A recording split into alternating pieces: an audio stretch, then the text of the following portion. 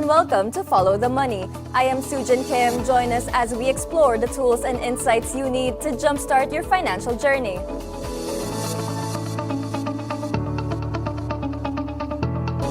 As the 2025 Philippine midterm elections draws to a close, the nation's economy arrives at a critical juncture. GDP growth figures are touted as signs of recovery and progress, but are they translating into real gains for ordinary Filipinos?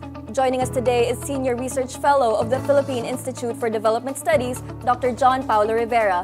Welcome to Follow the Money, Dr. Rivera. Hey, good afternoon, and thank you for having me here. It's great to see you again. Paolo, let's jump in straight to the questions. Much has been said about the election spending effect on a domestic consumption-driven economy. Do the numbers really bear this out? Well, yes, because historically, during an election year, the consumption in the Philippines is actually surging, particularly household consumption and services output, particularly in the industries of retail, transportation, even media.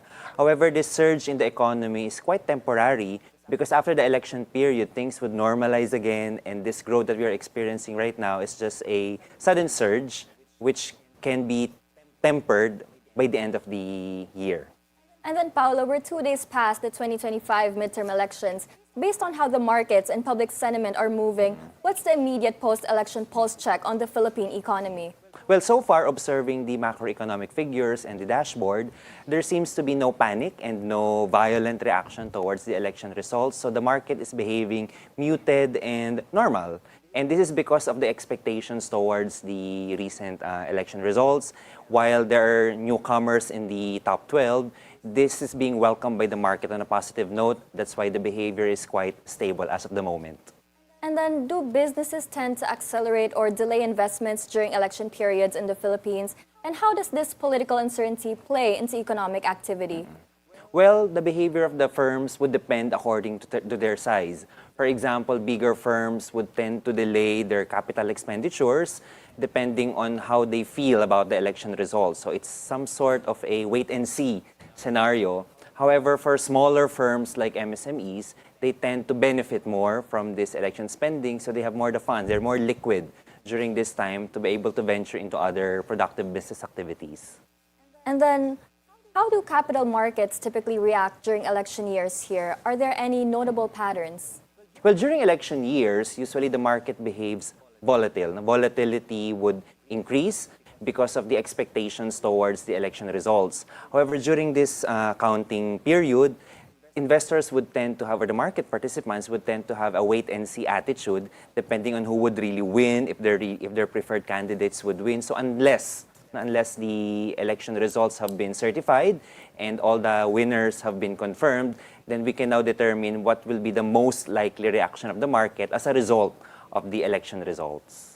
And then, are there specific sectors you expect to either rally or retreat in the short term as a result of the midterm polls? Maybe, let's say, retail or energy or infrastructure?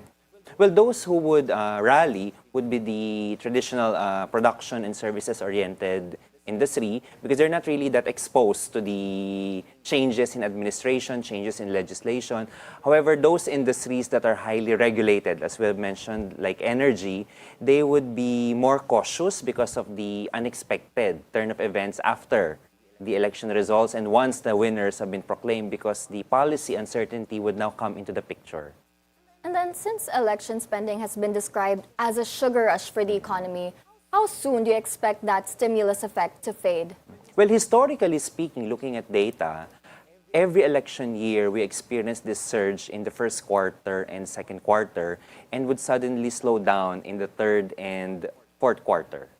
What causes this slowdown? Well, the slowdown would come from the fact that spending is now normalizing.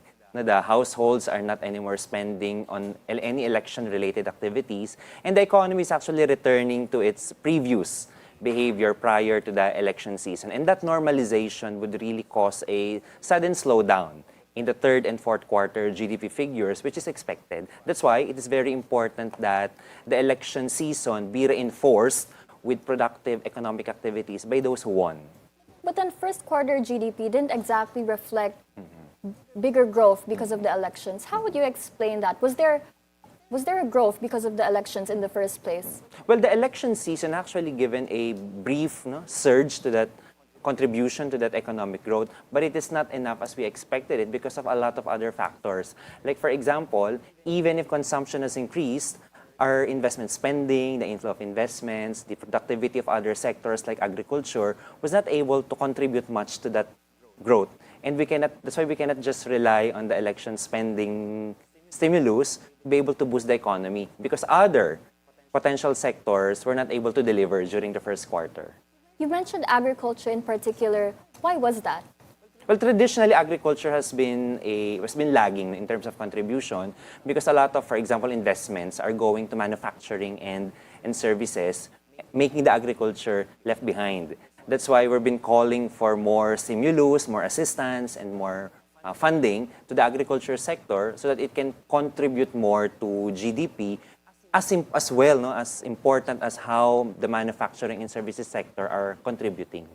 How big was the contribution of manufacturing and services sectors in our GDP for Q1?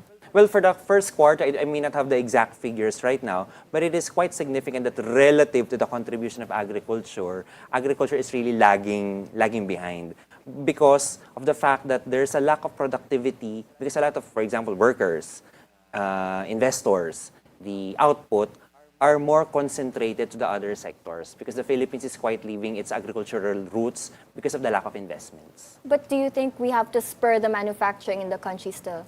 Well, we have to give equal importance to these three sectors. I mean, that's how I see it because I'll take the case of the pandemic. During the pandemic, the services sector actually contracted, the manufacturing sector contracted, except the agriculture sector. And that gives us a signal that we should also give due importance to the agricultural sector in the same way that we're giving importance to manufacturing and services. And how do we reconcile the difference? Because food inflation has been easing, but you mentioned we still have a problem with agriculture. How do we reconcile that disparity? Well, the inflationary component of the agricultural sector is stemming from the fact that the Philippines is not producing that much, but we are able to address it through temporary importation so that we can temper the inflation driven by food. But then this is the reason why the importation would have to be managed as well because we might be importing inflation. And then going back to the topic of elections, if you were to flag one insight that most analysts are missing about post-election economics, what would that be? Well, maybe it's more of the appointments that are being done by new local government leaders, particularly in the local government, because there are certain positions that require a plantilla position, but because of the change in leadership in the local government every 3 years, they tend to be replaced. And in the local government, continuity is really key. So I would like to emphasize here that the risk of having a new leadership in the local government would require that these new leaders would have to keep in mind continuity by keeping those who are working in particular positions fixed. You mentioned continuity is key, especially in local government units. Is it true, especially for provinces that host industrial zones, ports, and let's say major infrastructure? Why is it important to sustain private sector confidence? Or why is that important to sustain private sector confidence? Private sector confidence is mostly driven by policy continuity. The private sector would be more willing to funnel in funds to a particular investment, to a particular government agency, to a particular industry, if they are sure that there is no erratic change in policy, they can mitigate volatility, and this can only be done if leaders would be able to project that, hey, there will be continuity even if I am the new leader in this local government. Is there a credible way, do you think, to measure how much LGU leadership affects local economic development beyond the anecdotal evidence?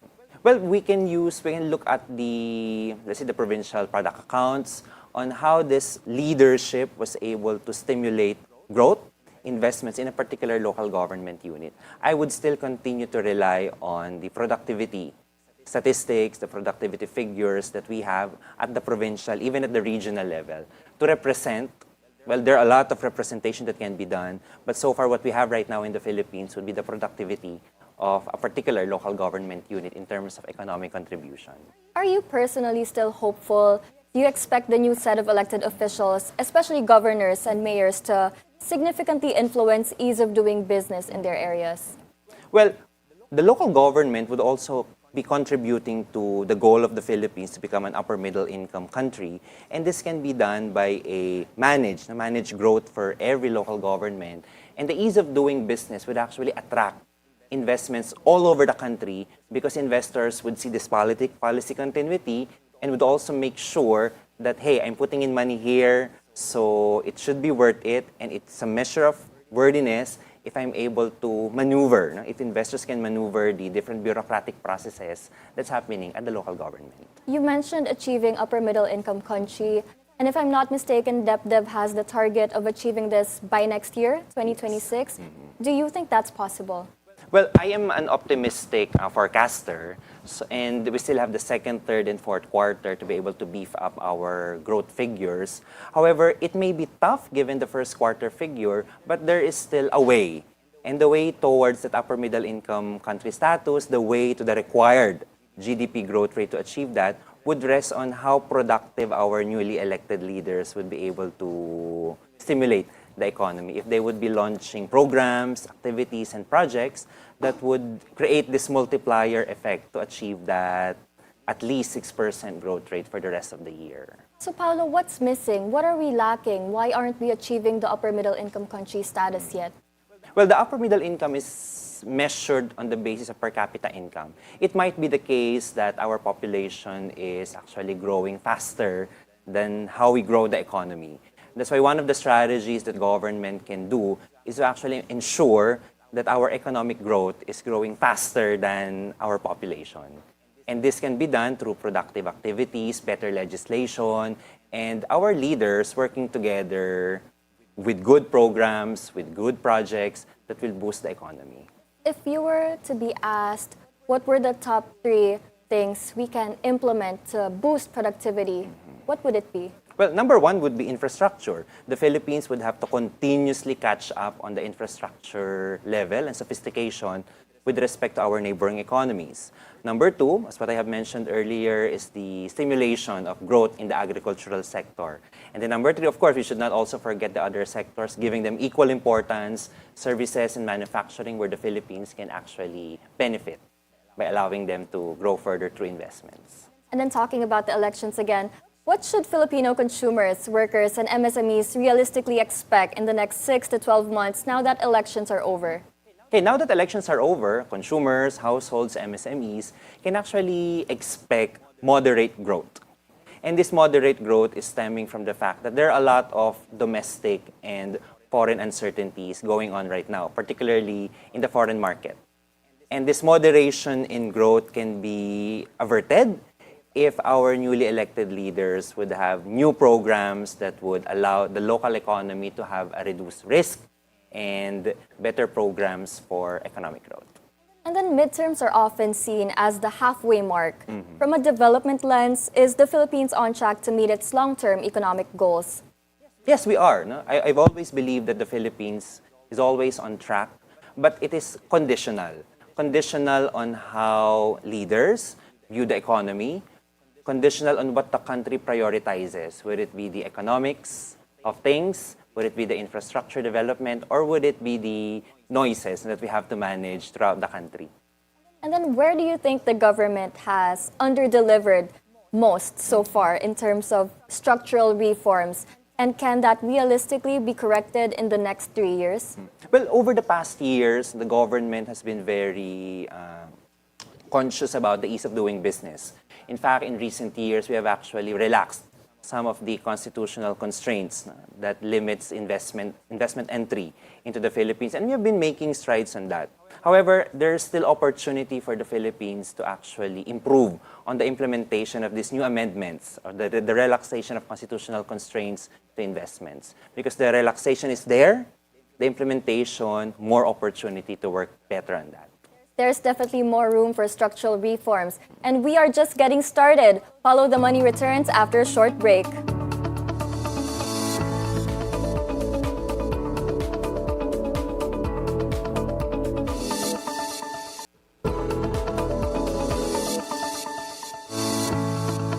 Welcome back to Follow the Money. We're still unpacking matters relating to GDP growth and the midterm elections with Dr. JP Rivera of the Philippine Institute for Development Studies.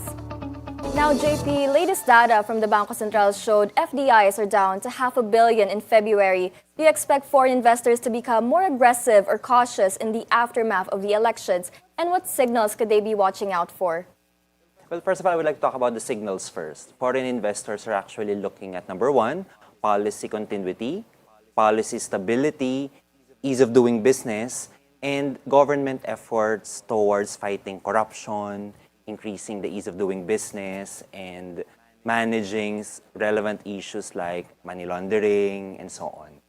So, given these post-election results, investors would actually look out for this one, and our new leaders would have to watch out for all of these expectations by investors so that we can attract them and they can contribute to the investment spending in the country.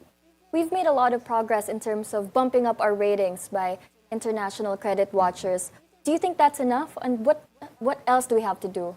Well, the credit ratings is actually a positive development. We welcome that development, but it has to be reinforced by other factors or other strategies by government and private sector, and that is towards creating a more conducive investment environment through better labor, less corruption, less bureaucratic processes. Technically, we have to make the doing business in the country easier, seamless through the adoption of technology. You touched on labor with your answer. The wage hike discourse is back, and with several pro-labor candidates winning, are you expecting stronger pressure on the wage boards and DOLE to act? And what are the implications of this? Well, I would like to take this one from a private sector lens. The wage hike might be taken from a calibrated perspective because we have to know as well whether the private sector can actually handle this wage hike. It's easy to ask for a wage hike, but we always have to be conscious whether there are necessary resources or about the capabilities of our private sector to deliver it, given a lot of constraints that's happening right now.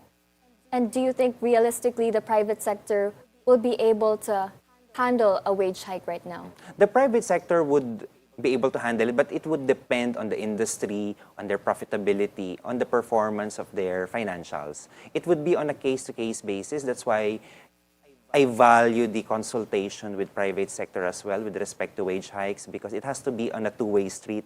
You cannot just request it and then the private sector would not be able to give it. We will just be frustrated by it. That's definitely true. Consultations are important. And what should the government prioritize more at this stage? Do you think it's expanding revenues or protecting household consumption? And how do you balance all of that, you think? I think it's more of creating more revenues for the government without the need for additional taxes. And that can be done through proper management of taxes, proper spending, accountability, and good governance. We do not need additional taxes right now given the situation of our consumers with the high interest rates, although inflation is slowing down, but prices are not really going down. It's just that the increase of prices is actually slowing down. So we need to have a more responsive policy that will allow consumers, households, even the private sector to maneuver the recent developments in the economy. What are other non-tax revenues that we can focus on? Well, non-tax revenues, I think it's more of a streamlined collection of taxes. And then the BIR has done a good job, would you say? Has the BIR done a good job in enhancing their revenue collection system because they were able to hit a record high with their collections just last year?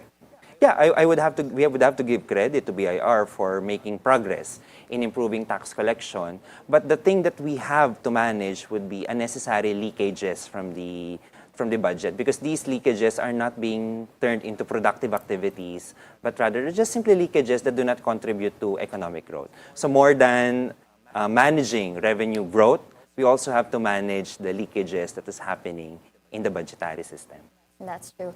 And then finally, if you had a minute with the economic team and the president post-elections, what would be your recommendation or your message to guide them through the second half of the term? Well, I would love to have that opportunity, but the one that I would say to them is, number one, focus on the job. Now, let's reduce the noise that's going on in the national government and focus on what will allow us to meet the necessary growth figures to achieve upper middle income status. We're excited to meet the upper middle income country status. And then for our last question, Given the situation in the Philippines, the inflation is low even though the GDP figures failed to meet the government's target. Do you think the BSP will be able to decouple to the Federal Reserves? Well, not totally, but what we can do here is to focus on the internal environment in the Philippines because that's the only thing we can control. We cannot control the behavior of the Federal Reserve, but we can control the inflation here, we can control the behavior of our macro indicators, and that should be good enough for us to be able to at least mitigate whatever negative impacts the external economy would bring to the Philippines. Thank you so much for your insights. And that's a wrap for Follow the Money. We thank PIDS Senior Research Fellow Dr. John Paolo Rivera for shedding light on the economic undercurrents shaping our democracy. Before we go, a reminder from former NEDA Socioeconomic Planning Secretary, Dr. Ernesto Pernia. The challenge is to make this growth inclusive so that more people contribute to and benefit from it. And that's it for today's edition of Follow the Money. I am Su Jin Kim. Thanks for watching. Keep it here on BNC, the Bilyonaryo News Channel, always on top.